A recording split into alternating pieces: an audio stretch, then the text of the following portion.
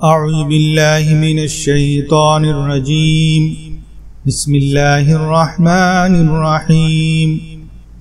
সম্মানিত দর্শক শ্রোতা মণ্ডলী, আজকাল মা বাবারা প্রায় অভিযোগ করেন বাচ্চা বেশি দুষ্টুমি করে, কথা মানে না, পড়ালেখায় মন দেয় না, ভয় পায়, বেশি কান্না করে।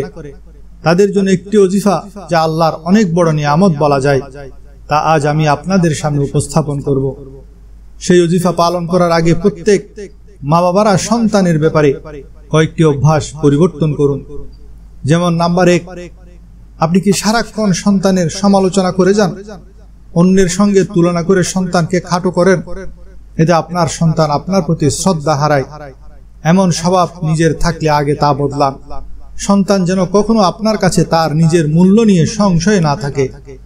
নাম্বার 2, সামান্য অবাধ্য হলেই কি তাকে কড়া শাসন করে ফেলেন? এমন হলে নিজেকে একটু নিয়ন্ত্রণ করুন। সন্তানের হিতে যে কাজটি করছেন তা যেন তার মনে উল্টো প্রভাব ফেলে আপনাকেই তার দূরের মানুষ করে না তোলে। তার চেয়ে ছোটখাটো ভুল করলে একটু বন্ধুর মতো বুঝান, দেখবেন ফল মিলছে হাতে হাতে। নাম্বার 3, সন্তান যখন কথা বলে কিছু বুঝাতে চায় তখন তার কথার গুরুত্ব দেন কি, নাকি সেই সব পাত্তা না দিয়ে কেবল নিজের চাহিদা ও তার ভুল ত্রুটি নিয়েই ধমক দিতে থাকেন? তাহলে আজ থেকে এই অভ্যাস বদলান। সন্তান অন্যায় করলেও তাকে তার সপক্ষের যুক্তিগুলি বলতে দিন, তাহলে সন্তানকে ঠিক পথে আনতে পারবেন। নাম্বার 4, আপনি সন্তানের মাঝে ভালো অভ্যাসগুলি গড়ে তুলতে চান, তাহলে আগে নিজে ভালো কাজগুলি করুন, সন্তানও করতে শুরু করবে। যেমন ফজরের নামাজ মসজিদে যাচ্ছেন, সন্তানকে সাথে নিয়ে যান। 5 ওয়াক্তে জামাতে যাচ্ছেন, সাথে সন্তানকে নিয়ে যান। সকালে কোরআন পড়ছেন, সন্তানকে সাথে নিয়ে কোরআন পড়ুন। কথা বলার সময় সত্য কথা বলুন। এভাবে নিজেই সন্তানের জন্য ভালো কাজের রোল মডেল হয়ে যান। এবার আসুন ওজিফা কি করবেন তা জানা যাক। প্রতিদিন ফজরের নামাজের পর এবং মাগরিবের নামাজের পর আয়াতুল কুরসি পড়ে সন্তানকে ফুঁক দিবেন। তবে মনে রাখবেন, আয়াতুল কুরসি আল্লাহর এক বড় নিয়ামত। এর মধ্যে আল্লাহর ইসমে আজম রয়েছে। এমন ইসমে আজম আছে, আল্লাযী ইযা দুইয়া বিহি ইস্তাজাবা। সে ইসমে আজম দ্বারা যা দোয়া করা হয় সাথে সাথে তা কবুল হয়। এছাড়া আয়াতুল কুরসি এমন এক ফজিলতময় আয়াত, বুখারী শরীফের হাদিসের মফহুম, যে আয়াতুল কুরসি পড়ে তার জন্য আল্লাহর পক্ষ থেকে একজন হেফাজতকারী নিযুক্ত থাকবেন এবং তার কাছে সকাল পর্যন্ত শয়তান আসতে পারে না। শর্ত হলো, যখন পড়বেন সহি শুদ্ধভাবে পড়ার চেষ্টা করবেন। পড়ার সময় এর অর্থের দিকে খেয়াল রাখবেন এবং এক এক হরফের উপর আপনার ঈমান আকীদা মজবুত হতে হবে।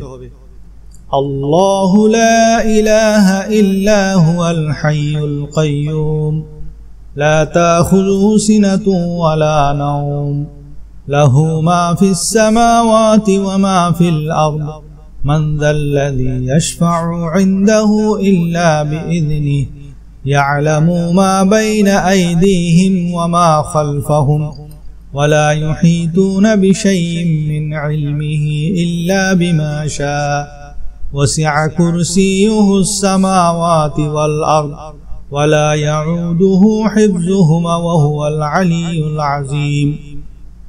অর্থাৎ আল্লাহ ছাড়া অন্য কোনো উপাস্য নেই। তিনি জীবিত, সবকিছুর ধারক।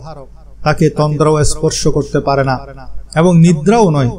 আসমান ও জমিনে যা কিছু রয়েছে সবই তার।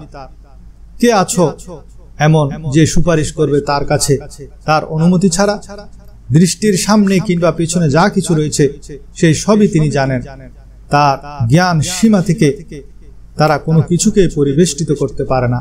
কিন্তু যতটুকু তিনি ইচ্ছা করেন, তার সিংহাসন সমস্ত আসমান ও জমিনকে পরিবেষ্টিত করে আছে, আর সেগুলোকে ধারণ করা তার পক্ষে কঠিন নয়।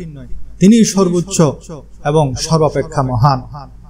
সন্তান বেশি ছোট হলে আয়াতুল কুরসি পড়ে আপনার 2 হাতে ফুঁক দিয়ে সে হাতে বাচ্চার সারা শরীরে মাসেহ করে দিবেন।